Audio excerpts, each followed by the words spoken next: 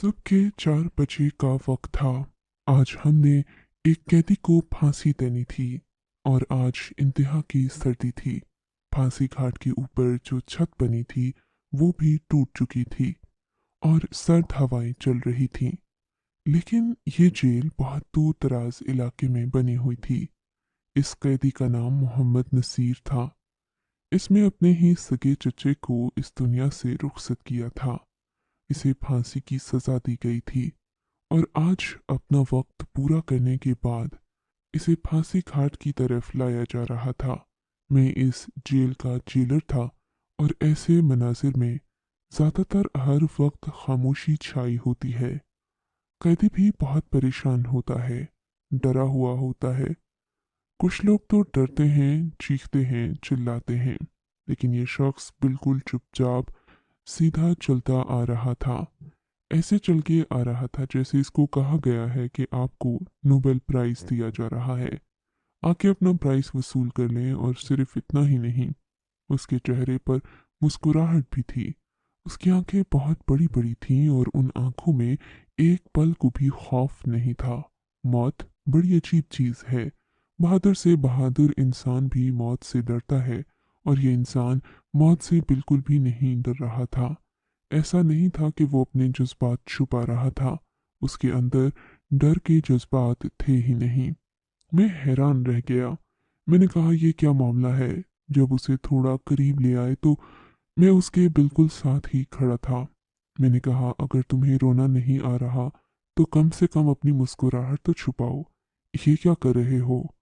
उसने कहा, मेरी मुस्कुराहट की वजह अगर आप जान जाएं तो आप भी हैरान रह जाएंगे। मैंने सुना है कि इस पॉइंट पर मुझसे मेरी आखिरी ख्वाहिश पूछी जाएगी। और वो एक लंबा धड़ंगा सा आदमी था। उसका कद शायद 6 फुट 7 इंच था और वो एक मिस्त्री था। लोगों के घर बनाने के काम करता था। इतनी सर्दी थी कि वो भी सर्दी से कांप रहा था। लेकिन उसके लिए तो आज उसकी जिंदगी का आखिरी दिन था। मैंने कहा, हाँ बताओ, क्या है तुम्हारी आखिरी ख्वाहिश? मुझे पता था कि कोई अजीब सी ख्वाहिश होगी। वैसे ज़्यादातर लोग आखिरी ख्वाहिश यही करते थे कि हमें बहुत सारा खाना खाना है या फिर किसी अपने से मिलना है। लेकिन उसने किसी को भी नहीं बुलाया था। इतना तो हमें पता था कि उसका एक खानदान ज़रूर था, लेकिन उससे मिलने के लिए भी यहाँ कोई नहीं आया था। यह आदमी ऐसे ही लग रहा था जैसे गांव के लोग होते हैं, सारी जिंदगी खेती बाड़ी करते हैं।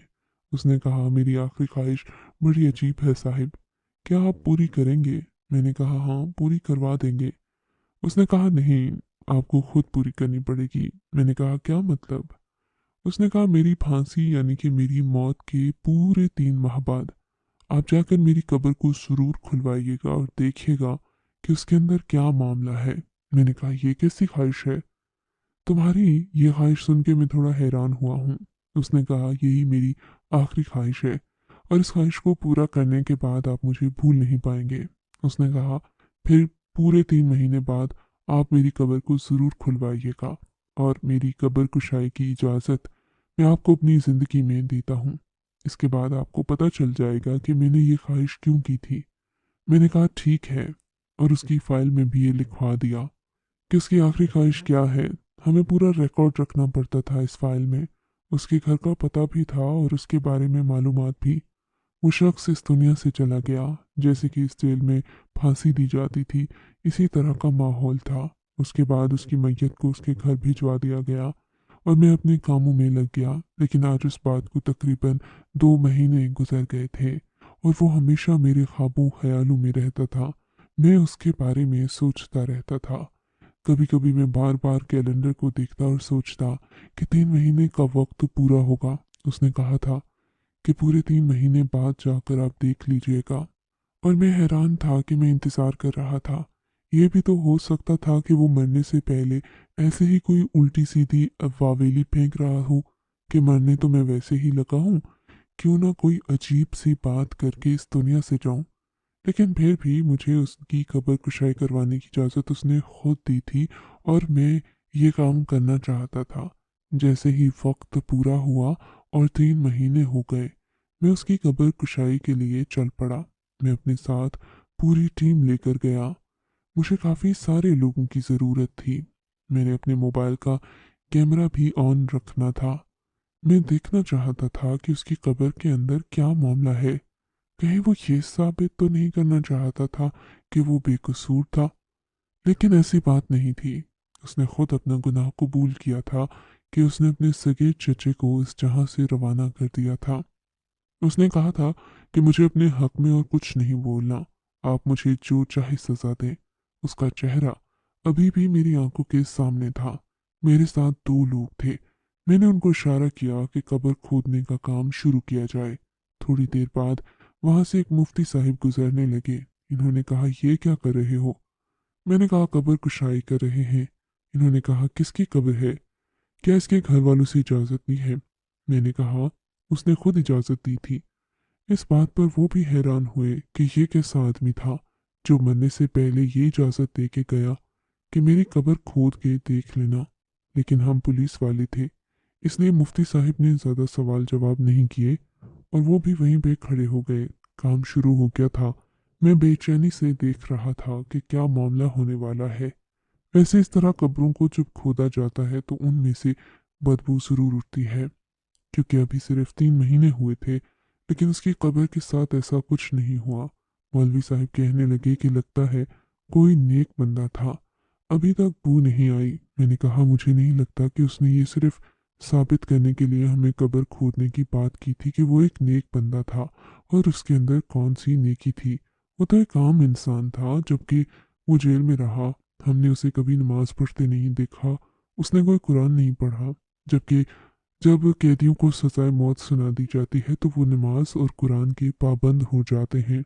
अब खुदा के पास जाना है तो क्या मुंह लेकर जाएंगे। थोड़ी देर बाद कब्र पूरी तरह से खोल ली गई और अब सीमेंट की स्लेटें हटाने का वक्त आ गया था। जब सीमेंट की स्लेटें हटाई गई तो सामने का मंजर देखकर मेरी आंखें फटी की फटी रह गईं और मेरे कदमों तले से जमीन ही निकल गई। मैं फौरन वहां से भाग उठा। सब लोग हैरान रह गए थे। मुफ्ती साहिब ने तो अपने कानों को हाथ लगा लिया था। मुझे उसके घर जाना था। मुझे उसका घर ढूंढने में थोड़ी मुश्किल हुई। उसका घर बहुत छोटा सा था। मुझे एक मोहल्ले के बच्चे ने बताया कि ये है मिस्त्री नसीर का घर, जो मैंने दरवाजे की तरफ देखा था। तो मैं काफ़ी हैरान हुआ। घर तो बहुत ही खस्ता हाल लग रहा था। दरवाजे के आगे एक फटा हुआ मैला कुचैला पर्दा लगा हुआ था और दरवाज़ा भी स्टील का था जिसको जगह जगह से जंग ने खा लिया था। मैंने दरवाजे पर दस्तक दी तो अंदर से किसी बूढ़ी औरत की आवाज़ आई। उसने कहा, कौन है? मुझे समझ न आया कि मैं क्या बोलूं। मैंने कहा कि मां जी मैं हूं। उसने कहा, आ जाओ बेटा। जब मैं घर के अंदर दाखिल हुआ तो सामने का मंजर देख के हैरान रह गया। इस घर में शायद 2 ही कमरे थे और एक छोटा सा किचन था। घर से अजीब किस्म की बदबू आ रही थी। वह छोटे से सहन में वो बूढ़ी औरत बैठी कपड़े सी रही थी। उसकी आंखों पर जो चश्मा लगा था उससे अंदाजा होता था कि उसकी नज़र बहुत खराब थी और यह काम उसके करने का नहीं था। लेकिन वो फिर भी मसरूफ़ थी और मेरी तरफ मुतवज्जे हुई और कहने लगी, जी किससे मिलना है? मैंने कहा, मेरा नाम हमाद खान है। मैं आपके बारे में कुछ मालूमात जानने के लिए आया हूँ। अपने बेटे का जिक्र सुनकर बूढ़ी औरत अपने दिल पर हाथ रख लिया। उसने कहा कि 3 महीने में पहली दफे कोई उसके बारे में बात करने आया है, वरना तो जो भी आया अफसोस करने ही आया था। मैंने कहा, जी मुझे मालूम है, वो अब इस दुनिया में नहीं है, लेकिन मुझे उसके बारे में कुछ जानना है। क्या आप मुझे बताएंगी? उसने कहा, एक माँ अपने बेटे के बारे में बताने से भला क्यों घबराएगी? मुझे तो अच्छा लगता है जब कोई उसकी बात करता है। वो तो अब इस दुनिया में रहा नहीं, उसकी यादें ही हैं। मैंने एक नज़र सामने देखा तो एक औरत दरवाजे से छुपकर मुझे देख रही थी। उसकी उम्र से ऐसा मालूम होता था कि वो शादीशुदा है। घर में एक छोटा सा खस्ता हाल वॉकर भी पड़ा था। मालूम होता था कि शायद इस घर में कोई छोटा बच्चा भी था, पर वो छोटा बच्चा किसका था? कहीं वो बच्चा नसीर का तो नहीं था? अगर था तो वो बच्चा तो यतीम हो चुका था। उस औरत ने जब मुझे देखा कि मैं उसे देख रहा हूँ तो वो दरवाजे के पीछे छुप गई। बूढ़ी माँ ने भी ये मंजर देख लिया। उसने कहा, वो नसीर की बेवा है, किसी से ज्यादा बात नहीं करती, बहुत बीमार और परेशान रहती है। उसके लिए मैं बड़ी परेशान हूँ बेटा। मुझे बूढ़ी औरत ने बैठने को कहा। मैंने कहा कि क्या मुझे बता सकती हैं कि इसने वो सब कुछ क्यों किया था और वो किस किस्म का आदमी था। उसने कहा हाँ, ये सब उसने क्यों किया इसके पीछे एक बड़ी कहानी है। मैंने कहा मैं यही कहानी सुनने के लिए आया हूँ। उसने एक लंबी आह भरी, मुझे अपने बेटे की कहानी सुनाने लगी। उसने कहा मेरा बेटा बहुत समझदार था, आम आदमी नहीं था। मैंने कहा कि क्या मतलब। उसने कहा जैसे होते हैं ना आम आदमी, लोग जिनको कच्ची पक्की में दाखिल कराते हैं, फिर वो थोड़ी बहुत पढ़ाई करते हैं, तब कहीं जाके उनको पढ़ना लिखना आता है। मेरा बेटा तो कच्ची क्लास में ही पढ़ना लिखना सीख गया था। मेरा बेटा बहुत समझदार था। एक दफ़े जो काम देख लेता उसे वो काम फौरन से करना आ जाता था। वो एक नहीं, बहुत से कामों में माहिर था। ऐसा कोई काम नहीं था जो वो नहीं कर सकता था।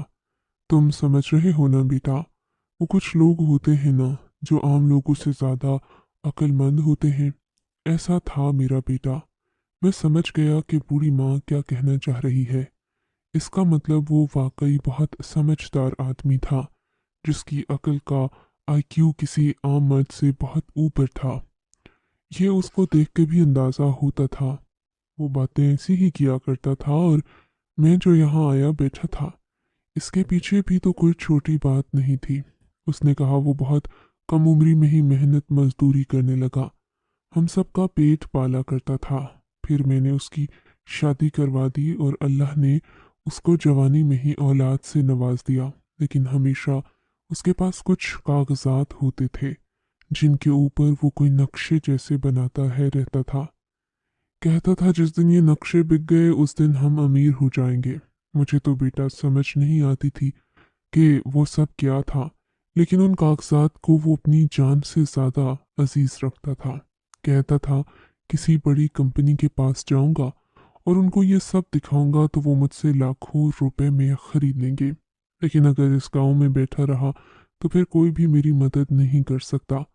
मैं तो यहाँ पर ज़ाया हो रहा हूँ। मैं बूढ़ी औरत थी, सीधी सादी थी। बस वो पैसे ले आता, ये घर चल जाता। मुझे इस बात की तसल्ली हो जाती थी। घर को तो वो अच्छे तरीके से चला रहा था, लेकिन फिर हमारे इस घर को किसी की नज़र लग गई। मेरे शौहर ने अपने छोटे भाई से कुछ कर्जा लिया था। ये घर बनाना था। जब मेरा शौहर इस दुनिया से चला गया तो मेरा देवर यहाँ पर आ गया और हमें धमकाने लगा। उसने कहा या तो कर्जा वापस कर दो या फिर ये घर वापस कर दो। हम गरीब लोग हैं बेटा, हमारे पास सिर्फ एक ही घर है और तुम देखो ये घर क्या घर कहलाने के काबिल है। लेकिन फिर भी हमारी छत है इसलिए हम उससे ये घर नहीं देख सकते। उसने भी जितने पैसे हमसे लिए थे, ये घर उससे कहीं ज़्यादा महंगा था। लेकिन वो चालाकी कर रहा था और मुझे कह रहा था कि मुझे घर दे दो और कर्जा माफ़ हो जाएगा। कर्जा सिर्फ 6 लाख रुपए का था और ये घर आज की तारीख में 50 लाख रुपए का है। ये तो अच्छे वक्तों में मेरे शौहर ने बनाया था।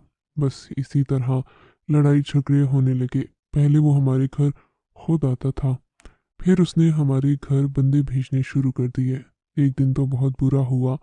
एक दिन वो खुद ही घर में दाखिल हो गया। नसीर की बीवी घर में अकेली थी, बार बार दरवाज़ा पीटने लगा।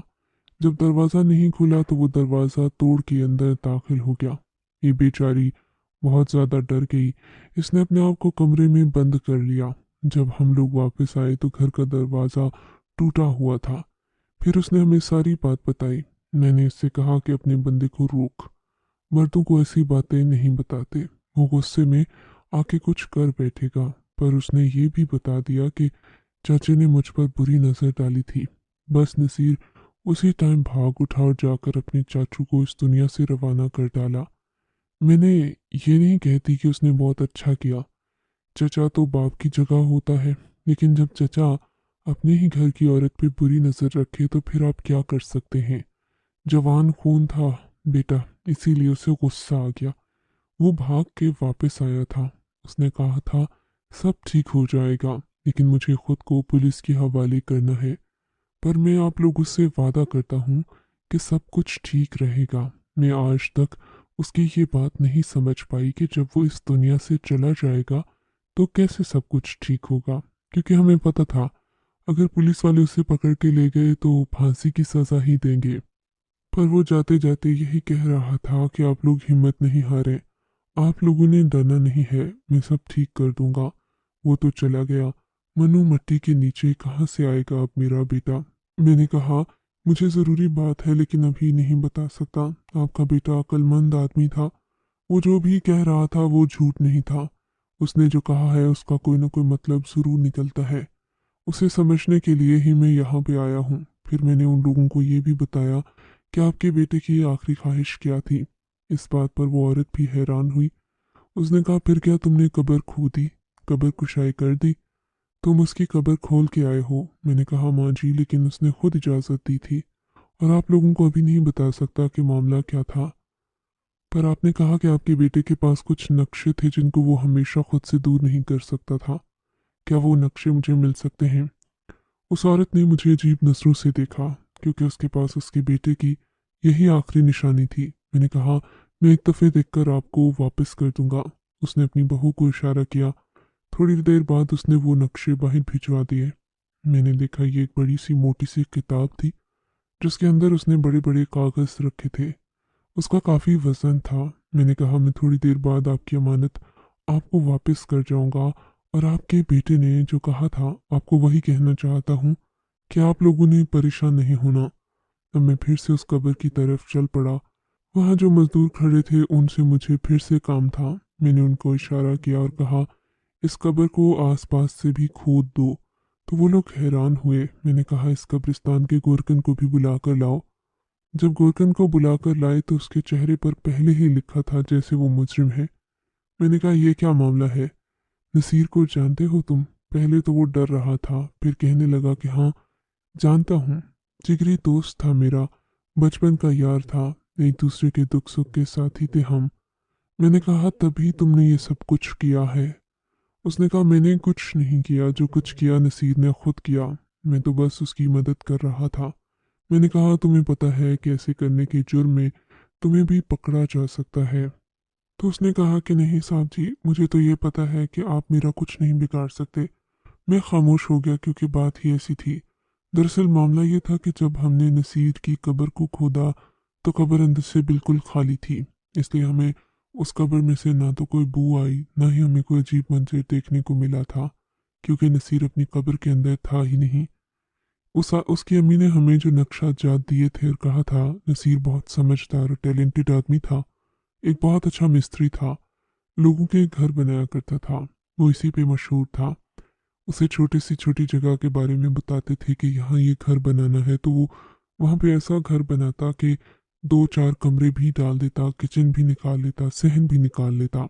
सब लोग हैरान होते कि छोटी सी जगह पर इसने कितनी सफाई से इतना अच्छा और कुशादा सा घर बना डाला। जरा सा भी इलाका ज़ाया नहीं हुआ। यही उसका टैलेंट था, यही उसने किया। उसने अपनी कब्र के अंदर से एक रास्ता बनाया, जो रास्ता उसने दूसरी तरफ से निकाल लिया था। यानी जब हम लोगों ने उसे उसकी कब्र में डाला तो वो कब्र के अंदर से ही किसी सुरंग की तरह रास्ते से निकलकर भाग गया। लेकिन सवाल यहाँ ये था कि जब हमने उसे फांसी दे दी तो वो बच कैसे गया? उसका जवाब भी मुझे मिल गया। वो ये कि शायद वो मरा था ही नहीं। पर ऐसा कैसे हो सकता था? हमने उस गोरकन से कहा कि वो कहाँ है। उसने कहा कि मैं नहीं बताऊंगा। मैंने कहा, मैं तुमसे वादा करता हूँ कि उसे कुछ नहीं होगा, हम उसे दोबारा फांसी नहीं देंगे, पर तुम मुझे बताओ वो कहाँ है। फिर उसने मुझे बता ही दिया। उसने कहा, यहाँ से दूर एक गांव है। पर वो इस दफ़ा अकेला ही उस गांव की तरफ चल पड़ा था। जो रास्ता और पता मुझे बताया गया था मैं उस पर पहुंच तो गया, सामने का मंजर देख के हैरान रह गया, क्योंकि मेरे सामने नसीर खड़ा था। ये कैसे हो सकता था? हमने तो उसे फांसी दी थी, उसकी लाश को उठा के उसके घर वालों के पास मुंतकिल किया था। फिर वो कैसे बच गया? लेकिन उसके चेहरे पर आज भी मुस्कुराहट थी। उसने कहा, आए जेलर साहब, आ जाएं, आपको अच्छी सी दूध पत्ती पिलाता हूँ। उसके कपड़ों और हालत से लग रहा था कि वो कोई मेहनत का काम कर रहा था। इन्होंने सामने देखा तो एक छोटा सा घर बन रहा था। उस घर के अंदर दाखिल हो गया। जब मैं उस घर के अंदर दाखिल हुआ तो वो हैरान रह गया। ये घर नहीं, कोई गोरख धंधा लगता था। छोटी सी जगह पर ऐसा घर बनाया था जैसे कोई महल होता है। उसने मेरे सामने दूध पत्ती का कप रखा और कहा, पी ले साहिब। मैं आपको नहीं मानना चाहता। मैंने कहा ये सब क्या है? उसने कहा बड़ी सर्दी थी उस दिन, और आपको पता है जब तक हड्डी नहीं टूटती इंसान दुनिया से नहीं जाता। मैं लंबा अधरंगा इंसान, सर्दी में हड्डी टूटनी बड़ी मुश्किल हो जाती है। मेरी किस्मत थी कि मैं बच गया। थोड़ी अदाकारी कर ली थी। आपको तो पता है, अब आप मुझे दोबारा कानून के नीचे नहीं ला सकते। मैं बुरी तरह से हैरान था और अपनी मुट्ठियों को भींचकर मैंने उसकी तरफ देखा। मैंने कहा तुम्हें ये भी पता है? उसने कहा हाँ, क्योंकि कानून पाकिस्तान के तहत और ब्रिटिश लॉ के मुताबिक अगर आप किसी मुजरिम को फांसी की सज़ा सुनाते हैं, लेकिन फांसी के वक्त या तो उसकी रस्सी टूट जाती है या फिर फांसी देने के बावजूद भी वो बच जाता है, तो आप उसे दोबारा कानून के नीचे नहीं ला सकते। आपको उसे बाइज्जत बरी करवाना पड़ता है। इसलिए अब नसीर को कोई कुछ नहीं कह सकता। उसने कहा मैं सारी दुनिया के लिए मर गया हूँ, लेकिन अभी मैं जिंदा हूँ। ये घर बना रहा हूँ। यहाँ से जाऊँगा तो अपनी फैमिली, अपनी बीवी, बच्चों और अपनी माँ को वापस ले आऊँगा। इस घर को बनाने में मुझे 3 महीने लग गए। अभी 10-15 दिन का काम बाकी है। इसके बाद हम लोग यहाँ पर आराम और सुकून से रहेंगे। मैंने यहाँ पर अपना नाम भी किसी को नहीं बताया, थोड़ा हुलिया भी बदल लिया है। उसने चेहरे पर दाढ़ी रखी हुई थी। मैंने कहा लेकिन तुमने गुनाह तो किया था, फिर सज़ा से बचने के लिए सब कुछ क्यों किया? उसने कहा हाँ, मैंने गुनाह किया था, लेकिन जिसको मारा था उसने भी तो गुनाह किया था। वो कोई अच्छा आदमी नहीं था। और फिर इंसान बचने के लिए ही सब कुछ करता है साहब, आपका और कानून का। अब मेरे साथ कोई रिश्ता नहीं निकलता, ना ही वास्ता निकलता है। मैंने कहा बात तो तुम्हारी ठीक है। हाँ, इस बात पे हैरान हूँ कि तुमने ये सब कुछ मुझे क्यों बताया। तुम तो चुपचाप ही निकल गए थे, यहाँ पर अपनी ज़िंदगी भी गुजार रहे थे। उसने कहा अगर मैं आपको ये सब कुछ नहीं बताता तो आपको कैसे पता चलता कि मैं क्या चीज़ हूँ। इस बात पे वो हंसने लगा। मेरी भी मुस्कुराहट मेरे चेहरे पर सज गई। मैंने कहा तुम वाकई चीज़ हो। तुम्हारे लिए मेरे पास एक काम है। मेरा साला बहुत बड़ी कंस्ट्रक्शन कंपनी में काम करता था। मैंने उससे बात की और कहा एक आदमी है जो तुम्हारे काम में कमाल की महारत रखता है। वो भी हैरान हुआ। उसने कहा फिर उसे मेरे पास भेजो, मेरे पास उसके लिए काम है। हमने उसको बहुत अच्छी नौकरी पे लग दिया। आज इस बात को काफ़ी साल हो गए हैं। वो वहीं पे रहता है, अपने बीवी बच्चों को भी ले गया है। मैं इस बात को सोच के हैरान होता हूँ कि जब उसकी माँ ने ये सब देखा होगा कि मेरा बेटा जिंदा है तो उसे कितनी खुशी महसूस हुई होगी। ये कहानी मेरी ज़िंदगी की सबसे अनोखी कहानी है। एक ऐसे मुजरिम की कहानी जिसने मौत को भी धोखा दे दिया।